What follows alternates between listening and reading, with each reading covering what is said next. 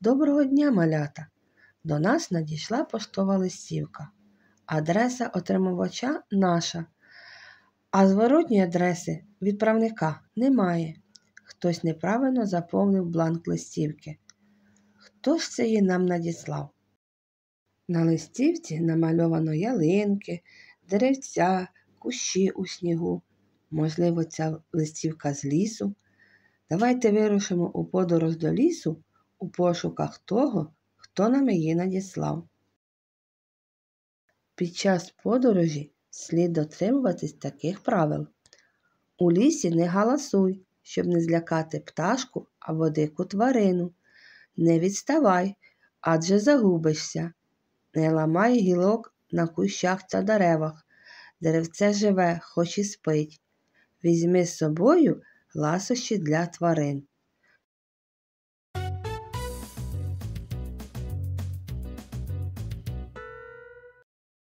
А ось і наша перша зупинка. Взимку біленький, влітку сіренький, хатки не маю, з місця на місце перебігаю. Хто це, малята? Так, це заєць. Взимку зайцям живеться голодно та холодно, але природа їм допомагає. У зовнішньому вигляді відбуваються зміни. Сіре хутро міняється на біле і допомагає їм ховатися від хижаків. У зайців вороги не тільки вовк та лисиця. На зайця полює також ще куниця, яка ховається на деревах. Зайці рятуються від хижаків завдяки довгим швидким ногам, тобто бігом, або маскуються на снігу світлою шубкою. Давайте залишимо зайчику гостинчика та вирушимо далі. Наступна наша зупинка. У лісі живе, горішки гризе, грибочки збирає, на зиму складає. Так, це білочка. Переживати холод білкам допомагає їх шубка, яка до зими не тільки змінює колір на більш сірий, а ще стає пухнастішою. Пережити голодну зиму білосі допомагають зроблені восени запаси. За допомогою тонкого нюху, навіть у глибокому снігу, вона знаходить заховані жолуді, горішки та гриби. Залишаємо білості гостинчика та рушаємо далі. Наступна наша зупинка. Влітку наїдається, а взимку відсипається. Про кого це, малята? Так, це про ведмедя. Взимку ведмеді сплять у своїх затишних барлогах. Завдяки тому, що цілу осінь вони наїдали запаси жиру, ведмеді до самої весни не прокидаються. Під час сплячки ведмідь не хоче ні їсти, ні пити. А ще у цей час у мам ведмедиць народжуються маленькі ведмежатка. Залишимо гостинчика і для ведмедя. Наступна наша зупинка.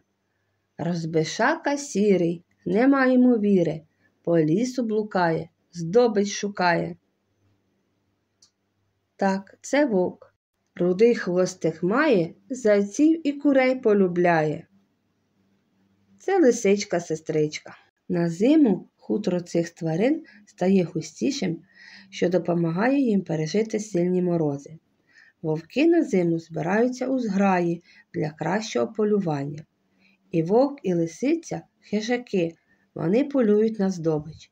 Тому не можуть зробити запаси, як білка, або впасти в сплячку, як ведмідь. Залишимо гостинчика і вовку з лисичкою. Під час нашої подорожі ми з вами не зустріли їжачка. А сталося це тому, що він спить усю зиму аж до самої весни. А дикі кабани взимку не сплять, шукають під дубами жолуді, риють носом сніг, землю. Коли жолудів немає, вони їдять плоди різних лісових дерев, а інколи навіть шукають на полях буряки, картоплю та інші овочі. Під час нашої подорожі ми зустріли багато тварин. На які дві групи їх можна поділити? На травоїдних та хижаків. У травоїдних улюблена їжа – це рослини. Що ж об'єднує хижаків? У них головна їжа – це м'ясо. Ось і закінчилася наша подорож. Сподіваюсь, вам було цікаво і ви дізналися про щось нове. Дякую за увагу!